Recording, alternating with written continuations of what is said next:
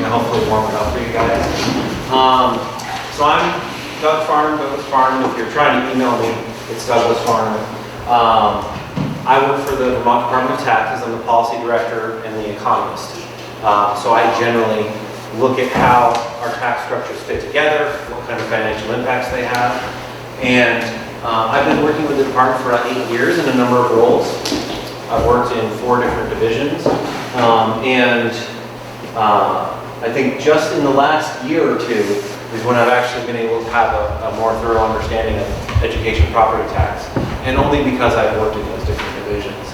So feel free to ask questions throughout the presentation. I think we're going to be walking through some things, and if you're hitting a point and you'd like to ask me a question on it, please throw your hand up to address that, because there's a lot to go through here, and I'm going to try to help everyone, but it's not something that I think generally is easy to pick up without any help. So if you can't see the opening slide here, I think you should be more specific in here in step 2, and then he's pointing to, in the middle of this complex equation, a miracle occurs. And I think that that's the way some of us feel sometimes with our education property tax system. That, we understand this part of it, we understand this part of it, or maybe a couple pieces, but front to back there's a couple miracles occur. All right, so just as a warning, this presentation does include some tax humor, and that may not be for everyone, so I apologize. All right, so labyrinth of education property taxes. We're about to go into this maze, and I'm your guide. Like I said, I've worked for about 8 years to try to understand this, so I think I have a fairly good grasp. And I've already had some questions today that show me that I don't have all of the aspects of this locked up in my head. So we have the CLA, it's called the Common Level of Appraisal. That's one thing we're going to talk about later that impacts your tax rates, your taxes. Income sensitization, that came out of Act 60 and Act 68 and about 20 years ago, and that changes about every year. And then we have the property yield and the income yield. My favorite part about the yields is that they're often referred to as just the yield, but they're different numbers and they do different things. Even though they're very similar, they look a lot alike, but they're different. And I'll explain why they're different and what they're used for. So, the foundational document that a lot of our education property taxes are built upon is generally in May or June. I love it when it's in June, or May, but often it can be in June, is called the yield bill. And that's not what the bill's actually named, so if you search for yield bill on the website, you probably won't find it. We like to call bills things that, it's not actually the name. What this does is it sets the property dollar yield and the income dollar yield and the non-homestead base rate. So these are 3 of the biggest pieces of education funding. So the property dollar equivalent yield for so this is for fiscal year 2020, so the fiscal year we're in right now, for every $10,648 of per equalized pupil, the homestead tax rate will be $1. So it's intended to give you an idea of, if you spend X amount, you're going to get Y tax rate. So the property yield is for the tax rate, the homestead tax rate itself.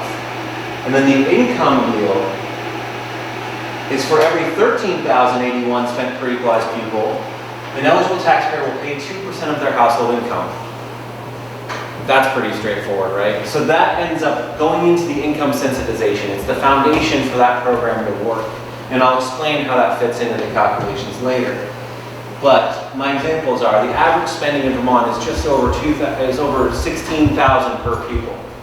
So on average, you end up with a homestead tax rate of around $1.54 for fiscal year 20, and a household income percentage of around 2.47%, 2.5%. So this bill that's passed generally at the end of the session, it sets those 2 important numbers. And then, if you have non-homestead property, now this used to be called non-residential, actually in your current tax bills it's probably still non-residential. That was changed to non-homestead because you can be a resident of Vermont. It just means that it's not a homestead property. It's not someone who owns and occupies as their principal residence. So it could be a rental, it could be a grocery store, it could be any other type of property that's not a principal residence. Although it could be a principal residence for someone who's renting it as their principal residence, owner occupied. And that base rate is set at 159. So that's statewide. Get the same non-homestead base rate if it's not a principal residence of the owner. All right, so here's what the most recent template for the tax bill that the department's been involved in making. And this likely is what your town's tax bill looks like. It might not, because the towns can control what the tax bill looks like. There are certain elements that are locked down that the legislature has said, you have to have these elements, but the towns can design and adjust their own templates. So this is what we think most of the tax bills look like right now. So that's what I'm going to walk you through. And we think, since there was a recent change, that most towns are using this layout. So you're going to have, in the middle of the bill, that's where I'm going to spend pretty much all my time. You have, on the bottom right, your summary payment amounts. You know, I think that's a normal format where everything's leading to how much do you owe at the bottom right. At the top, you have all your values, your assessed value, any exemptions you're allowed, so a veteran's exemption, or if it's a non-profit, you may have the value and then all of it may be exempted. That's where all of your basis issues, how much property are you being taxed on, is going to be answered. The left side, municipal property taxes, that's the biggest area because it can have the most complexity on the surface of it. It can have the most tax rates. I've seen towns with up to 8 tax rates. Different sewer districts, different highway districts, fire districts, locally voted exemptions. You can have a lot of rates stacked up there. But at the end of the day, they're still rates that the town voted on themselves. So those are usually understood, what's going on the left-hand side. And then on the right-hand side, you have your education property taxes. And that's where I'm going to spend most of the time today. So, up on the top, going back to the assessed, the basis, you have your homestead properties and your non-homestead properties. So again, owner occupied or just about everything else, every other type of property. Your homestead will come down, be applied to with a tax rate, and then you get your tax liability. Your non-homestead will come down, and again, that used to be called non-residential. We're in a transition phase. And you can have a parcel with both rates applied to it as well, because it could be mixed uses where you have a business that's run out of your home and it's more than 25% of the home. I'm going to explain non-homestead because that makes my head hurt less. So, again, non-residential, non-homestead are the same thing. If your non-homestead base rate that was set in that yield bill, so in May or June, that's set, and then that's over the common level of appraisal. Now the common level of appraisal is applied for every property. It's applied in every town. There'll be a common level of appraisal calculated every year for every town in Vermont. And that's done by the District of Property Valuation within the tax department. We look at the last 3 years of sales, fair market sales, and we consult with the towns and we try to determine which one of those are legitimate. And then we calculate, basically what the CLA is intended to do is to adjust your tax rate for the movement in market value over time. As sales in the market show that your property is likely to be more valuable, your tax rate will be adjusted so that your tax rate will go up as your CLA goes down. As in, if your CLA was 100%, it wouldn't adjust your tax rate at all. But if your CLA is 90%, showing that on average fair market sales, the listed value is 90% of fair market value, then you're going to divide your non-homestead base rate and you're going to end up with a base non-homestead rate for your town that is higher.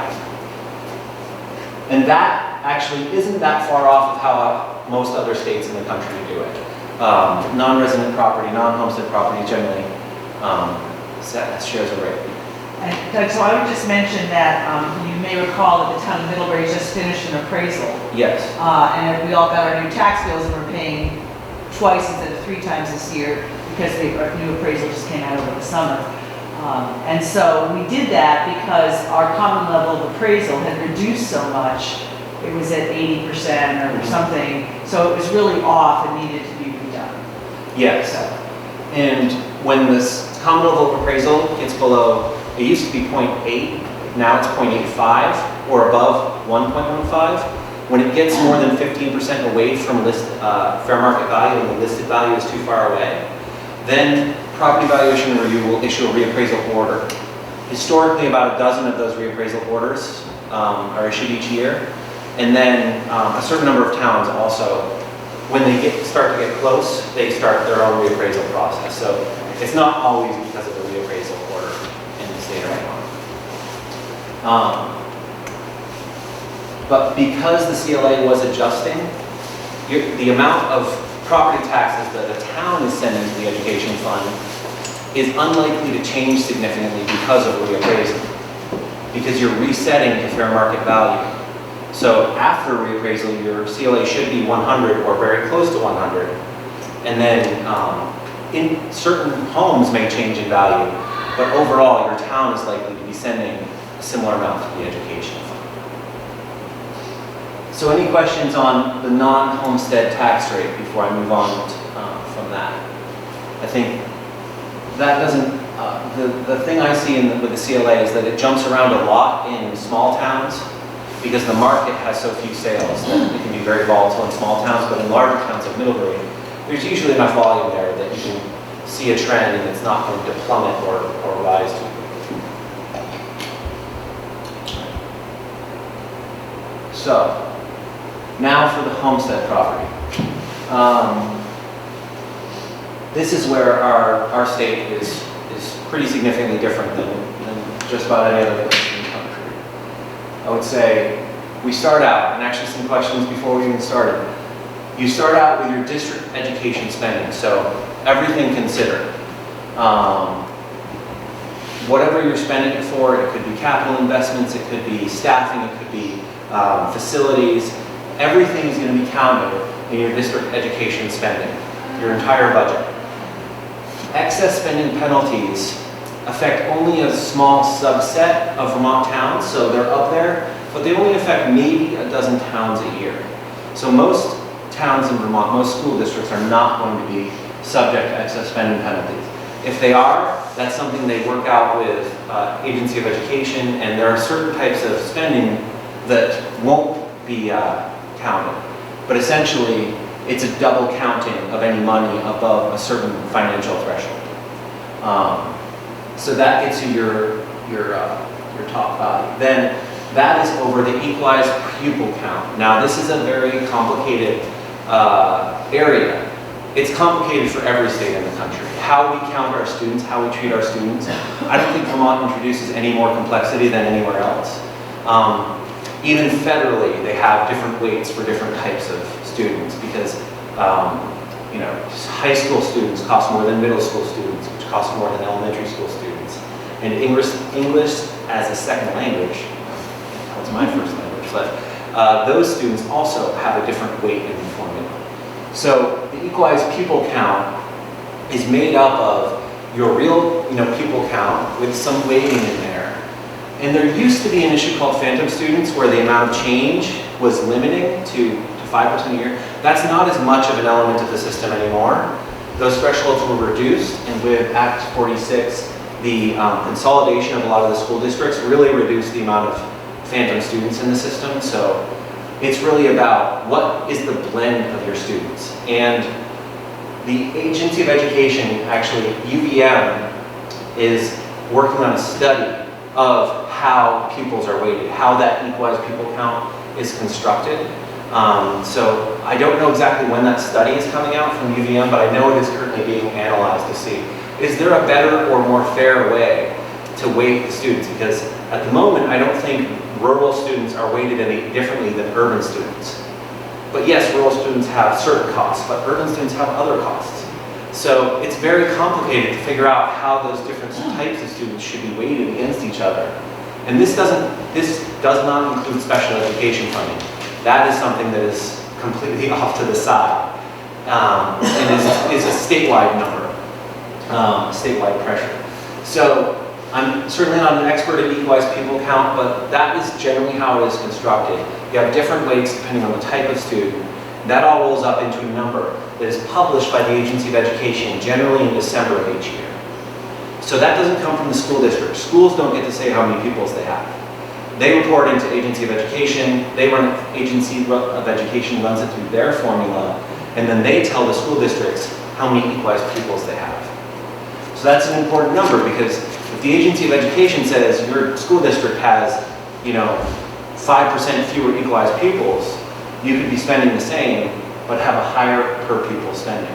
Per pupil spending, the product of this first formula, is one of the most important numbers in the system, because a lot of things hook back to per pupil spending. For instance, excess spending threshold penalty is anything above 20% of the average per pupil spending for the prior year. So that's how they set that financial threshold. It's based on this per pupil spending amount. So we have our per pupil spending. Now we're going to take that and we're going to put it over the yield.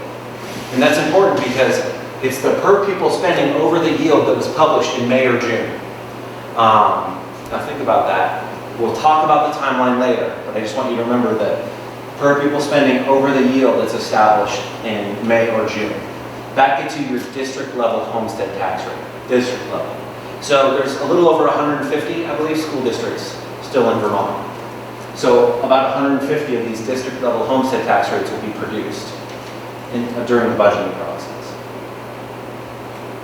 Next, you're going to take out any merger incentives. Act 46 had merger incentives. Most of those have phased out of the system, so they're not an element of next year's tax calculation really, but they crop up from time to time as the legislature wants to incentivize certain behavior. I think that merger incentives are an element of the calculation that just gets put back in periodically. But at the moment, so coming up next year, they're not really going to change the numbers very much. You multiply that by the proportion of the town students you're expected to attend each school district. So if you're spending half of your students to one district and half to another, your tax rate of your town is going to be constructed, half of it based on District A and half of it on District B. We do have towns sending to 3 different school districts still. So it could be 30% from this school district, 40% from that, and 30% from another, or any mix therein. And that can change as your students get older, or if you get more young students. You could be, one year you could be sending 50% of your students to one school, the next year you'd only be sending 40, and that can actually lead to your town's tax rate changing because the blend of your students and where they're going to school has changed. Usually I get questions about vouchers at this point. Vouchers generally are going to have a standardized cost. I believe that there's a voucher cost, and Secretary French is much better at explaining that than me, but if your district doesn't offer a high school, for instance, then that district has to pay the cost of the voucher, and I believe that's a standardized amount. It's somewhere around average spending, but I can't remember exactly. So, you get a town tax rate for that district, so that's a partial tax rate. Then, you're going to take that town tax rate, add it to any other tax rates. Like I said, you could have students going to 3 different districts for a town. On the bottom, you probably can't see it, there's a little gray there thing there that says Act 46 had a throttling element as well to prevent positive or negative change from exceeding 5%. That's not a normal element of the system, it's mostly phased out now, but you can have sometimes change throttling that the legislature puts in there to try to avoid any town from being too impacted by a merger or from benefiting too much. And then that again goes over the common level of appraisal. So you're trying to bring that back to from a listed value that was maybe set 10 or 15 years ago to the current fair market value with that 3-year study of recent sales. And then that gets you your actual homestead tax rate.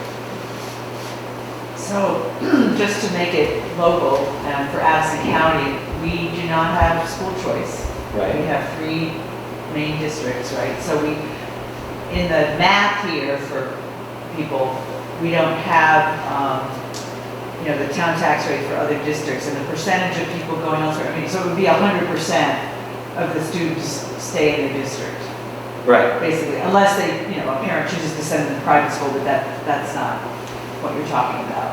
So we don't send them off, we don't have vouchers to send people off. Right. But do you have 3 school districts locally, or do you have 1 school? We have 3 school districts, so we have Addison Northwest, Addison Northeast, and Addison Central. But each of them is K through 12 Right. with their own board. So each of them merged under Act 46. Right. So they each have 1 board. So the actual town tax rates within those school districts will depend on how many students they're sending to which particular district as well. But yes, you're right. Well, so like all of the kids in Middlebury would go to the Middlebury Union High School unless a parent chose to send them to somewhere that they were paying for. What I was getting at there is if you have a town that has a higher blend of, is your high school and your middle school and elementary, there are 3 separate unions basically, or No, districts basically? they all consolidated into 1 school district. Okay, so it's 1 school district. Yeah. So the only variable then, and this is actually a conversation that came up a couple years ago, is the CLA, is the common Right. level appraisal. So you'll have a different tax rate, homestead tax rate in different towns that share the exact same school district. Yes. And now it is optional for towns to, the legislature approved last year a change in the law to basically have towns grouped together for that equalization study to produce the common level of appraisal so they could share a common level of appraisal. Now, this may not make sense for every town because Middlebury has a large grand list and a large real estate market, but some of the towns nearby don't necessarily have as much real estate activity and may not want to be driven by and considered by Middlebury's real estate market. So it's not something that is compulsory, it's completely at the town's discretion. And any set of towns within a school district, an Act 46 school district, can choose to merge at their own discretion. There's a process for it, but it's completely voluntary, and it's something we're just kind of dipping our toes into the water. And by merge, you mean you will agree to all have the same common level of appraisal. You're Yes. not merging your towns or governance or anything. Right, yeah, there's no merging of the actual functions of town other than standardizing the assessment practices for the grand list. It's just for the purposes of maintaining the grand list. So, any questions on the calculation of the homestead tax rate? Have you considered making it more complicated? Every year. No, that's a great question because, honestly, as a policy wonk, Sorry, it was really a joke. no, it's a good joke though. Because all of these different elements, they make sense inside their own section. And over time, the system has gotten more and more complicated as legislators make decisions that really make sense in the context of the decision they're making. But it's an accumulative complexity. And if I was a legislator, there are certain elements that, I would say, it doesn't consider homestead side. I mean, there are elements that I would point out as inequities that could be considered, but then you'd be adding more and more complexity to the system. Yeah, we try to balance the making it simple and making it fair. And the more simple it is, generally the less fair it is. And so Right. it's complicated, but it is deemed to be more fair. Within a district, assuming you have 5 towns, do all towns have to agree to a common level of appraisal, or could 3 of those 5 decide that they were going to join together with a common level? 3 of the 5 could choose to join together. Okay. It does not have to be unanimous. It can't cross Act 46 boundaries. Right, that I School understand. district boundaries. We don't want to add more confusion by having, this group of towns that's in these 2 different school districts. But yes, if you're within the same school district, it's completely up to the towns, and it could be 3 out of the 5. It would be to their advantage to do that, Yeah. for a number of them to do it rather than the whole. The main reason it'd be to the advantage of smaller towns to do it is to reduce the volatility in their common level of appraisal. A small number of sales has a direct correlation to more volatility, more jumping around of the common level of appraisal, and that's not something the tax department has the discretion to adjust for. We cannot change the number as much as we might want to sometimes. It's just, I've seen a small town, see a 15% increase in their tax rate in 1 year, but they were legitimate market sales. They happened on just a subset of properties in the town that we had no lever, and the town saw their tax rate go up by 15%. Those high market value homes. It doesn't have to be a high market value home. And right now, the law says we have to do a weighted mean, which does mean a higher value property will push the common level of appraisal more than a lower value one. But, so yes, a valuable property does have more potential to move the needle, but we do throw out influential sales if they're pushing the tax rate too much. We have a standard for excluding those from the analysis. If you have a piece of property that homestead is considered a residence and a certain amount of land, if you have more than that land in your parcel, who determines, was it like 2 acres, an acre, something? Right. So I didn't even put this up there because this is another layer that's even more confusing. You have a house site in Vermont that's up to 2 acres. It's like the difference between a square and a rectangle. Homestead property, you can have 100 acres on your homestead. You have to be the principal owner occupied, but it could be 100 acres, it could be 200. A house site is only going to be 2 acres of homestead property. So that's what you're thinking of, is that 2 acre house site within the homestead property. But all of those 100 acres will get the same tax rate.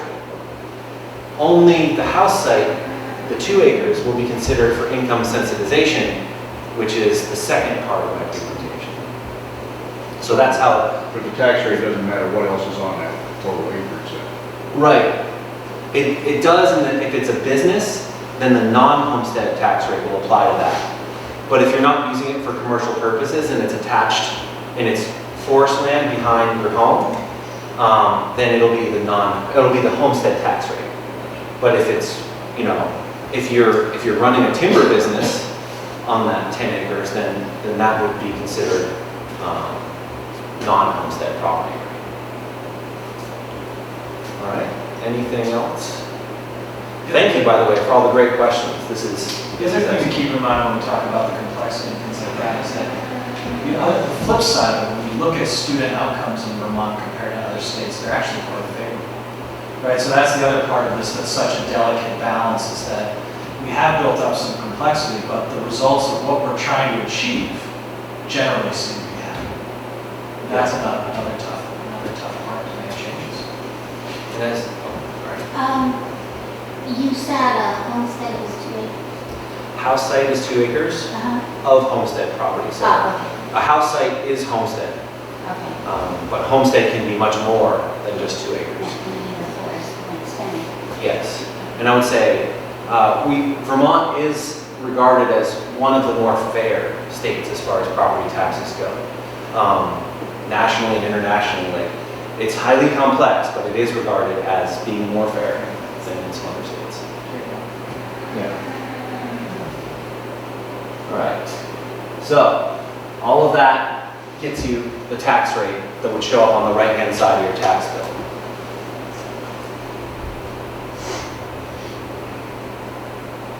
All right, going back.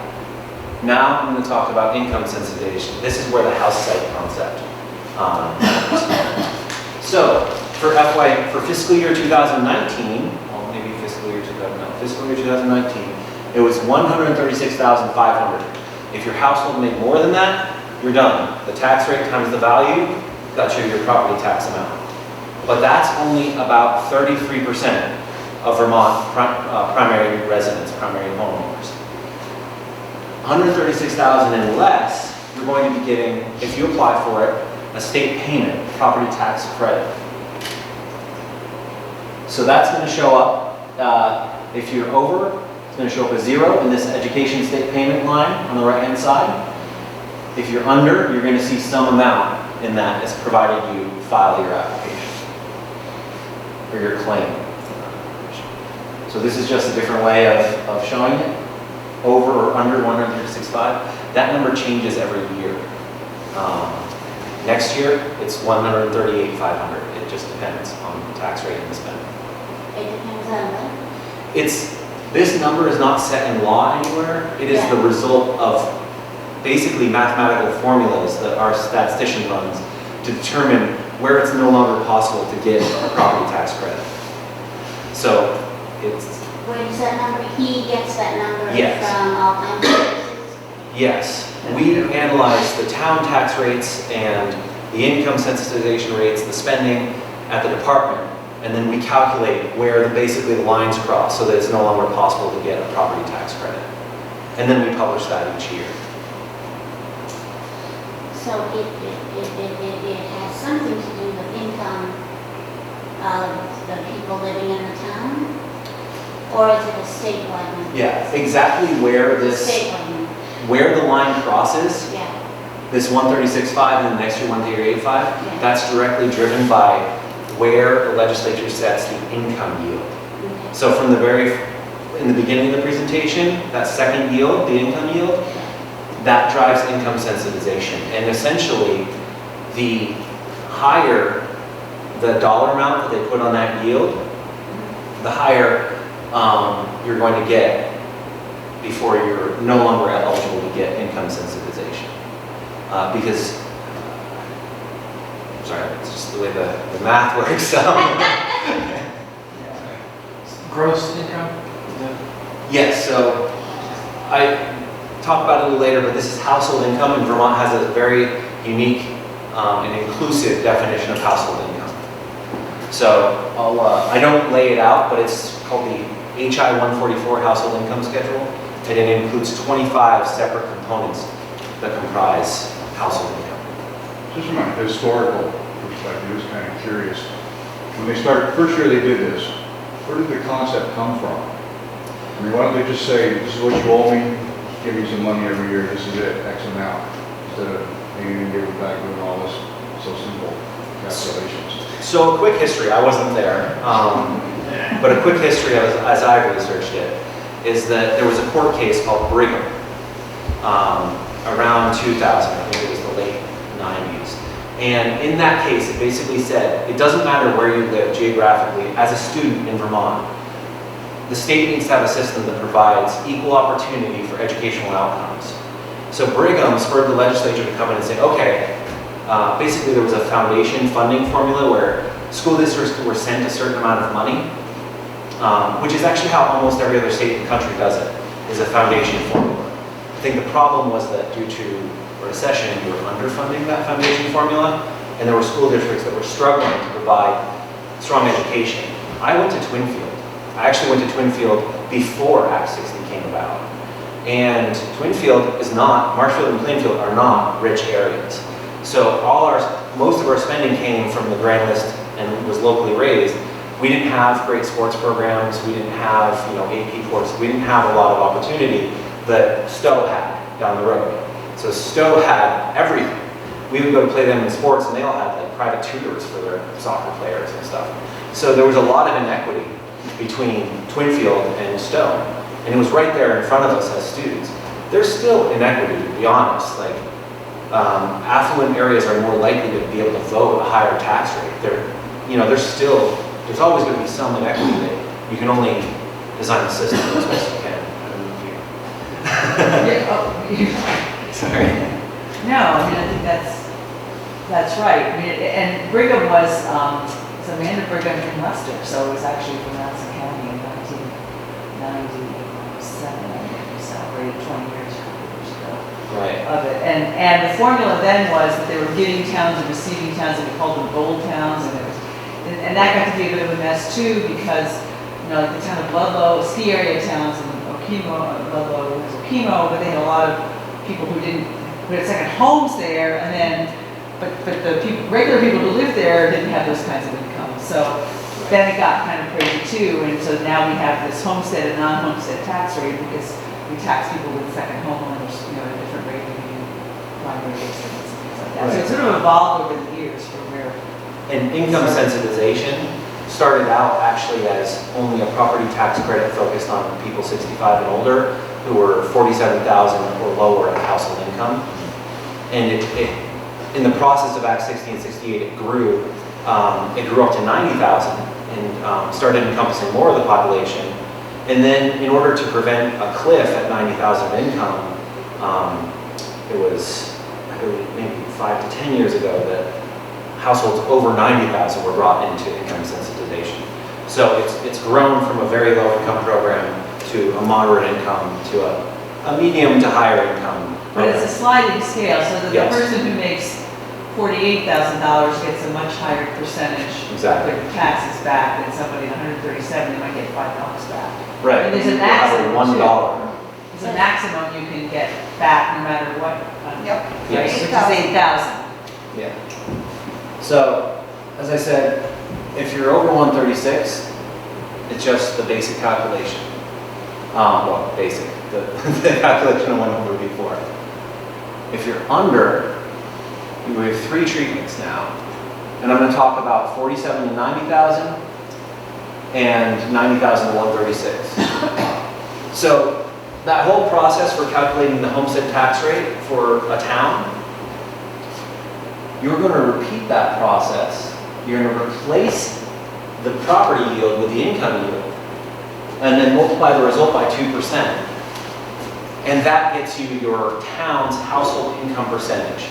So the reason this is critically important is that basically the way this formula all works, as complicated as it is, as your town, as the school districts that serve your town and you vote on a town meeting, as they spend more money, the household income percentage for your town will go up, which means the amount of taxes that you're expected to pay on your own before income sensitization credit is calculated also goes up. Most towns, the average is 2.47%, so about 2.5% of your household income. So for a household of 100,000 income, that's $2,500 that a household is expected to pay on their own before a credit comes into play. That's critically important because there's a myth out there that if you're income sensitized, you can vote on higher school spending and you won't pay more in taxes. That is empirically untrue. You will pay more in taxes if you vote on higher school spending. That is just how the system is designed to work. They're designed to float up together. So I think that's the important takeaway here is that that whole calculation before you insert the income yield and then you multiply the result by 2% and you get that amount that you're going to have to pay on your own before a credit's calculated. So you get that for your town. Every town will have its own household income percentage. For 5 towns that are in the same school district, they will all have the same household income percentage.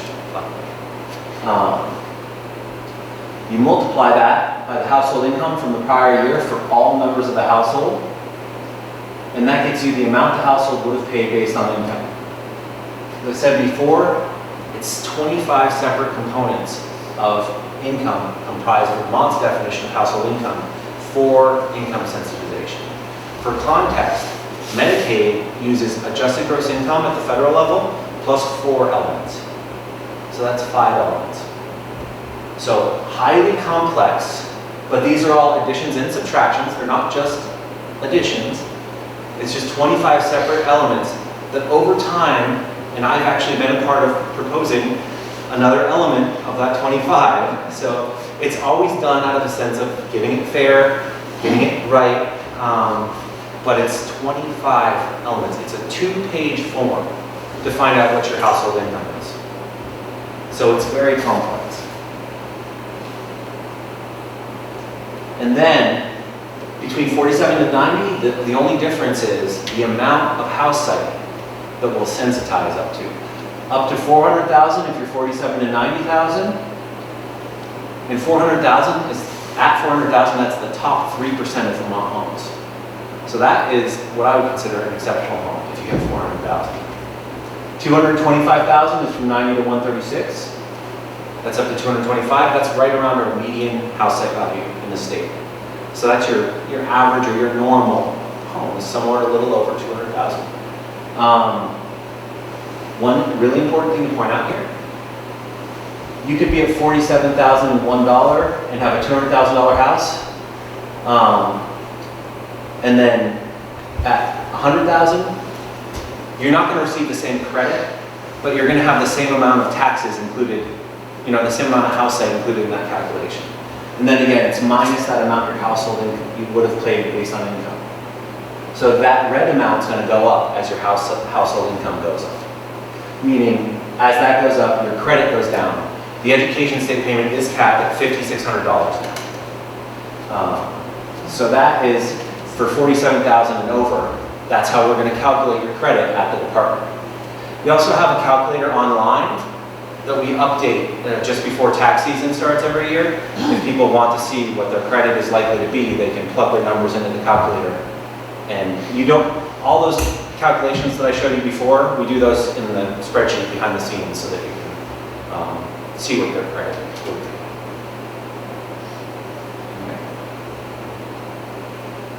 Now, 0 to 47,000. This, I think, is a source of a lot of those myths. Because you have your house site up to 400,000 on the education side, just like for 47 to 90, so they use the same house site value. And again, that's that up to 2 acres.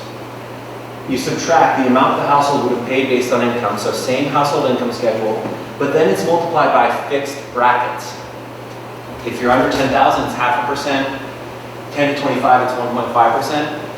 So for the small portion of the population that is below 47,000 of income, it is sometimes possible for them to receive a greater credit if spending goes up, because the household income percentage for the town is not used for households under 47,000 of income.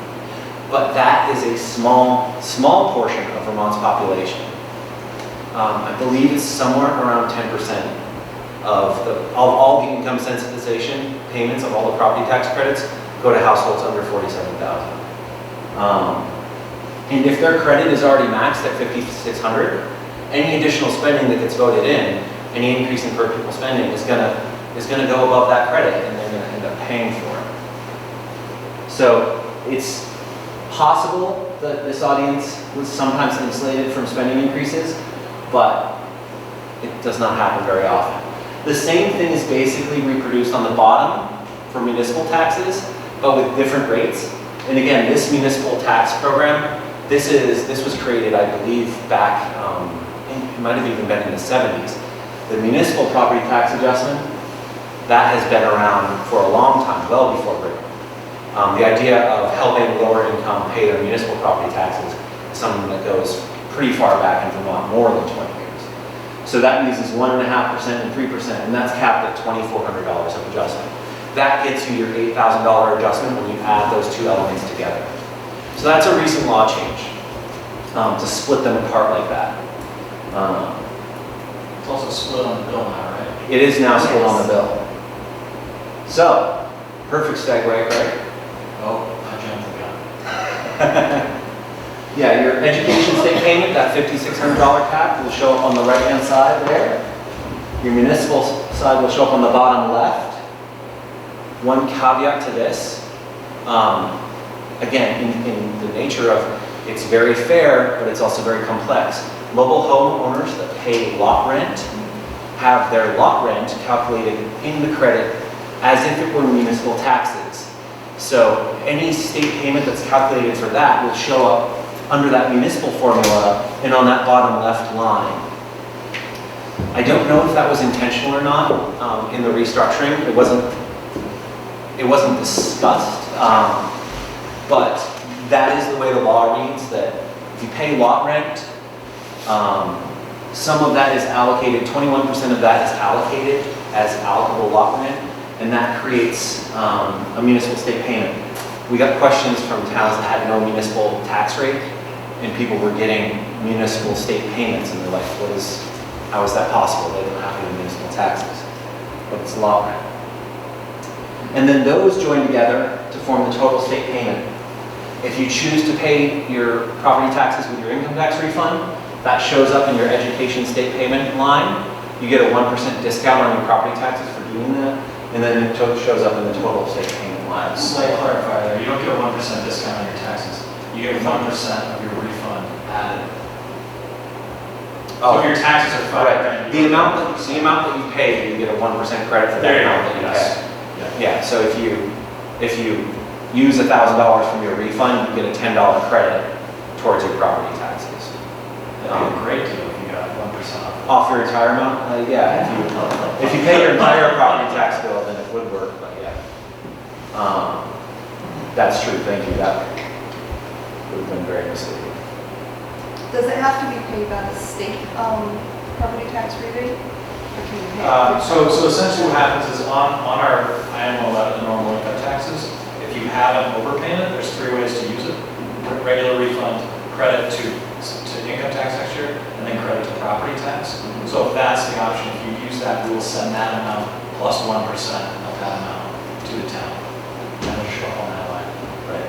And towns also have the authority to vote in a discount for early payment to encourage people to pay their property taxes early, but that's a town-by-town decision if they're going to extend it beyond the property tax credit. All right. Any questions on the bill before I move on to the timeline?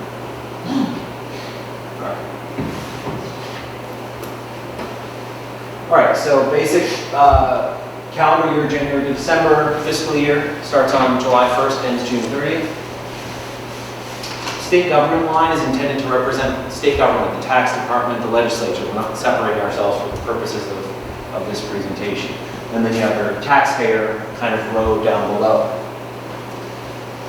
Where the rubber meets the road in this whole process is when the taxpayer gets that first bill. In a lot of places, that's in July. The tax bill has to be mailed out 30 days before the due date. So in about a quarter of towns, it's in July, and then a lot more, it's in August. We have between 1 and 4 billing due dates in towns across Vermont. It's not standardized in any way. It's all voted at the town level on how often people want to pay their property taxes. But it has to exist on this state fiscal year schedule between July 1st and June 30th. So property tax rates and credit amount are both needed. You need to know those before the towns can send that first bill. And then however many cycles there are going forward. So basically, to do this, we take some information from the prior year, 2019, and we roll it forward through the processes at the state, and then that comes back down through the towns, which you can't see yet, to the taxpayer. So, in April, that's the due date for the property tax credit claim. Property tax adjustment, we just changed that word too, so it's property tax credit now. That has to be submitted, and that relies on 2019 property tax payments and income amounts. So it uses your prior information, and then that goes up to the tax department. Then we have to wait on the yield bill to be passed. The tax department cannot publish rates without the yield bill being passed. I think there may have been a fail-safe that was passed recently that would let us use the last year's rates, but we are only going to do that at the department as an absolute last resort because we don't want to publish rates for the towns and then have to republish and rebill. So can I just say one thing in Yeah. there? Because it ends up, by the time it gets to the legislature, it is math. Complicated math, but math. And the legislature does not determine the school spending. Okay, every town votes on their education, their school budget. And so the legislature has to wait till the school budgets are approved to get all the numbers together, to do the math, to come up with the yields and the different tax rates. So that's the part that's happened. And our job is to ensure that every school budget that is approved is funded. So all we do is add up all the budgets, right? And whatever that dollar amount is what we have to fund. Right. So the legislature does not play a role in deciding what your school budget is. right. At all, but that's where it really starts, is the schools approving, towns approving their school budgets.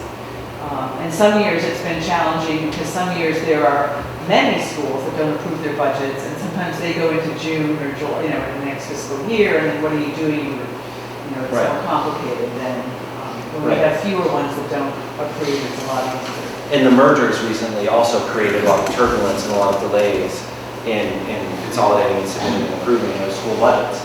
I would say that's absolutely correct, of course, and the reason the legislature is behaving that way is to try to get the yield to be as accurate as possible and not as low as possible, but as high as possible, so that we're not collecting more money than we need to. The alternative, the theoretical alternative, if the legislature was trying to set the yield earlier, they would likely feel the need to be more conservative, and that would result in the tax rates being higher than they need to be.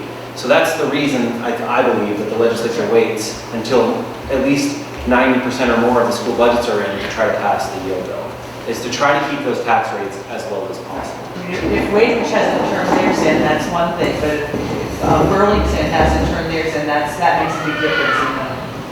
Yes, absolutely. So then, again, the tax department, you can see those boxes right next to each other. As soon as the yield bill is passed, and sometimes we only have 4 or 5 days, we start working on calculating those tax rates so that we can publish the tax rates. We work with Agency of Education. They work primarily with a lot of the school district financial managers, and we try to get those tax rates out by July 1st in order to avoid impacting towns. But in recent years, it hasn't always worked out that way. And then again, the homestead rates.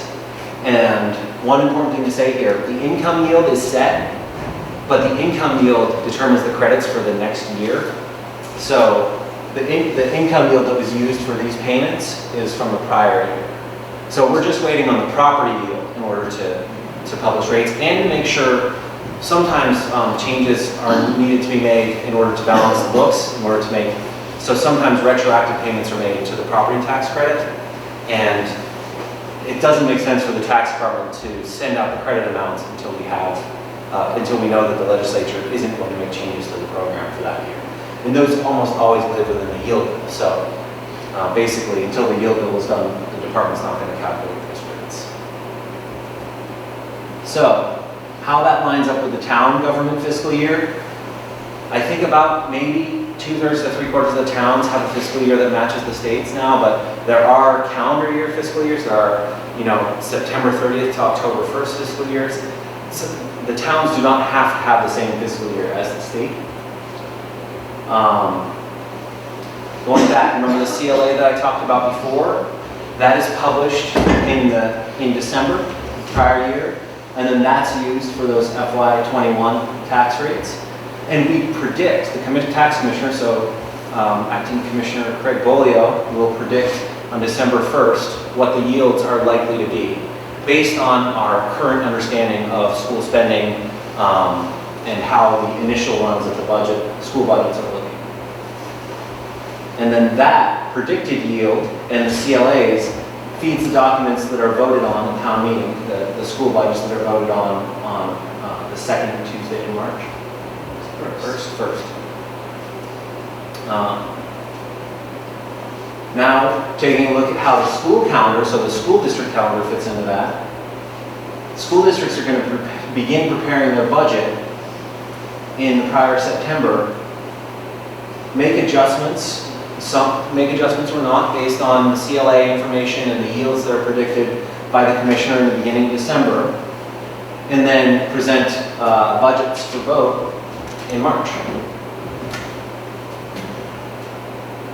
And that's how we are taking information from 2019. We're walking it forward through the various players. There are many more rabbit holes to go down in the timeline. I tried not to put all of them up there, but I think these are the larger bullets, the larger elements of how the towns, the school districts, the state tax department, the legislature, and the taxpayers, how all of that information comes together to inform the bills that people receive in July and August and going forward.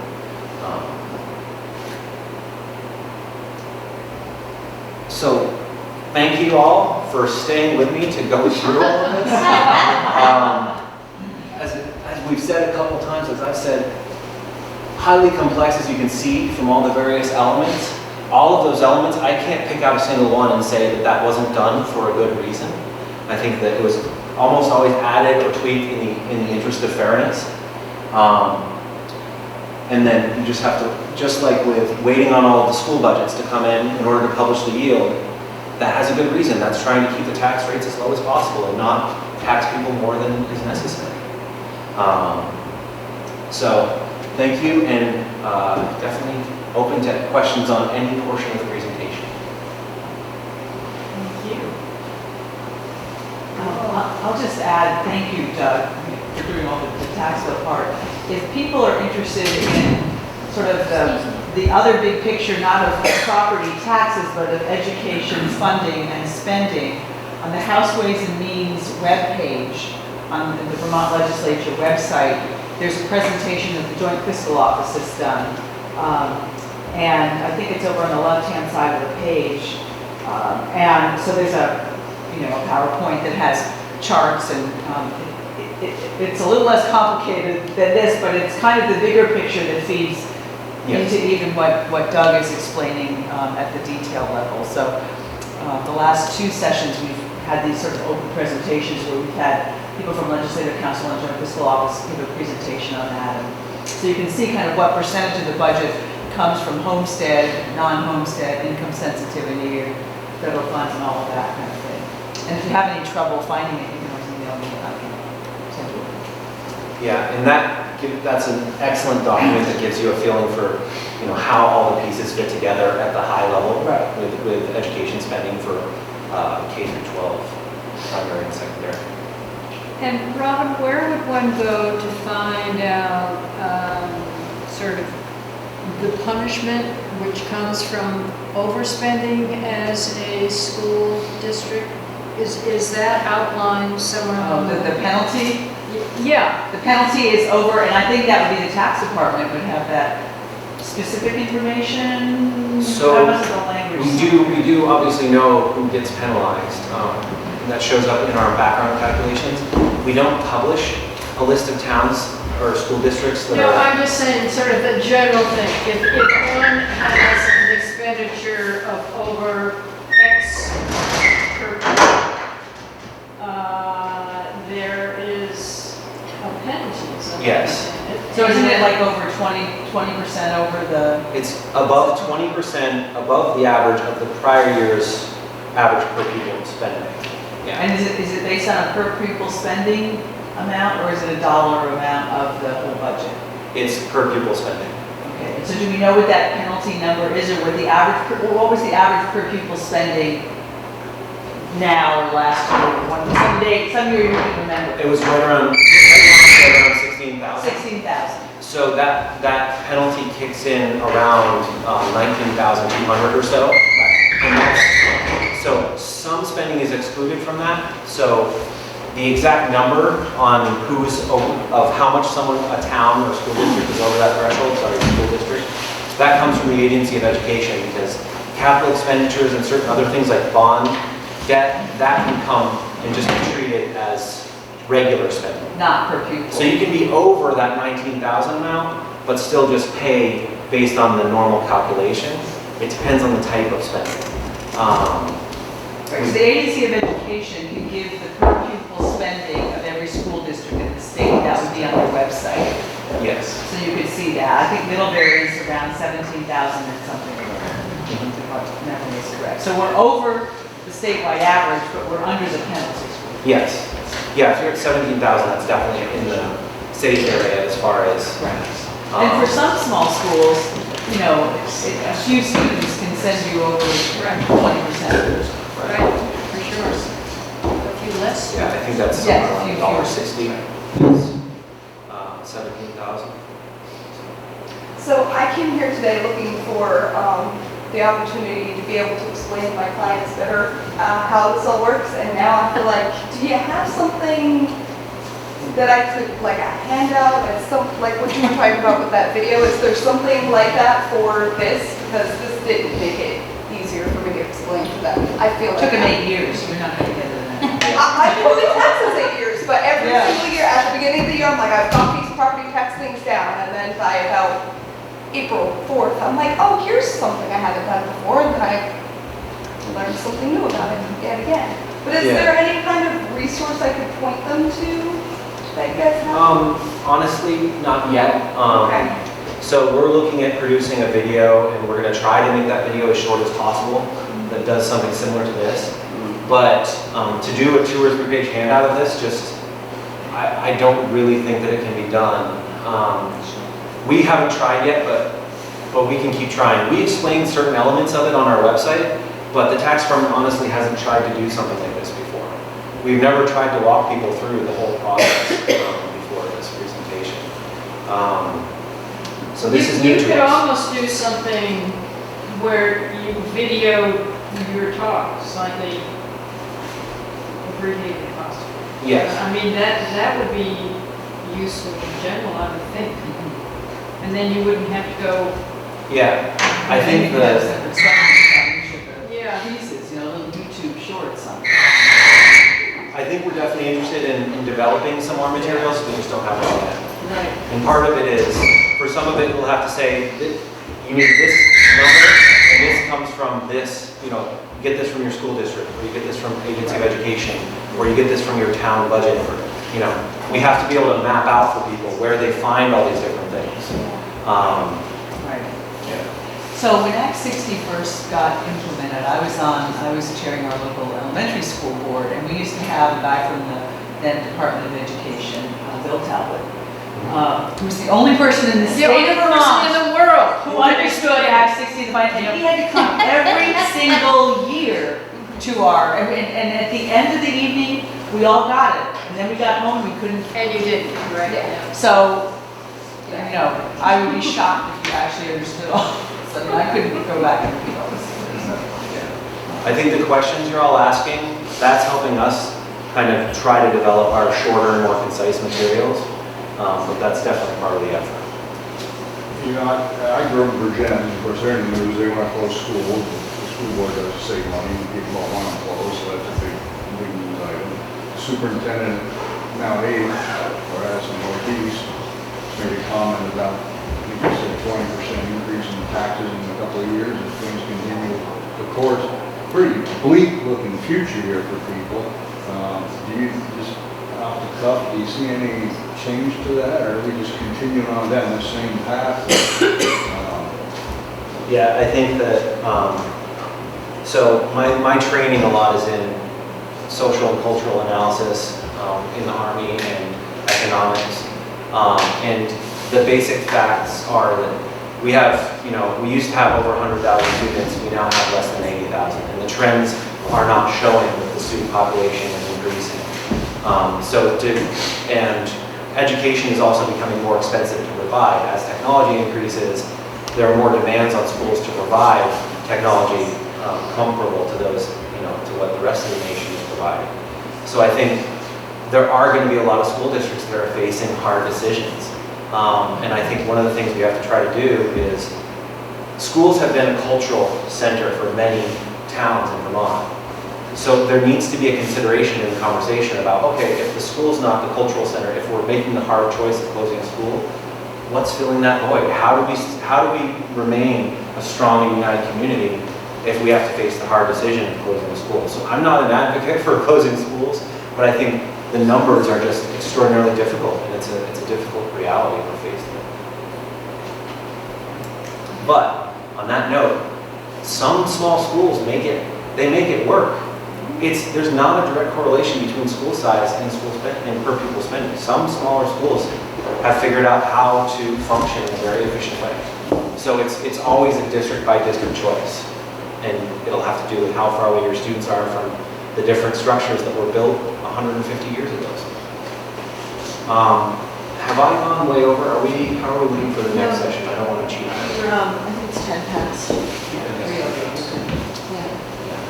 So again, I'm more on the tax side and the structural side, so I don't really get into discussions about proper education spending because I'm not an expert on education.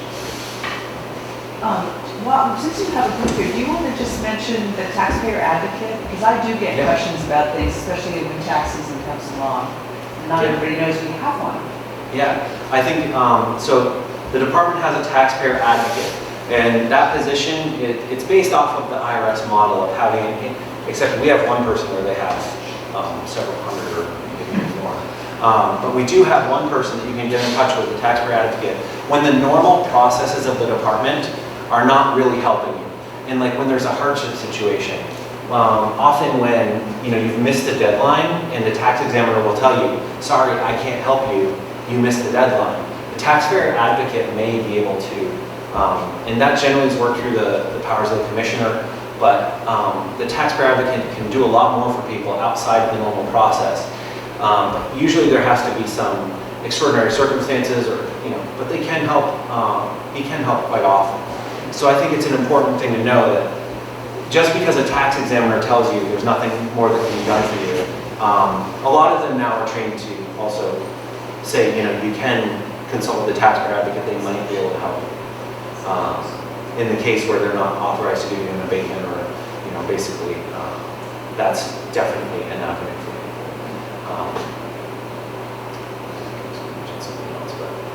And we also, in the spirit of this and in the spirit of offering more concise information, compared to where we were 5 years ago particularly, we have a lot more information on our website, and it's more organized by who you are. So individuals or industry-based information. We have over 50 fact sheets that are like one-page documents trying to just get at a particular issue and explain it.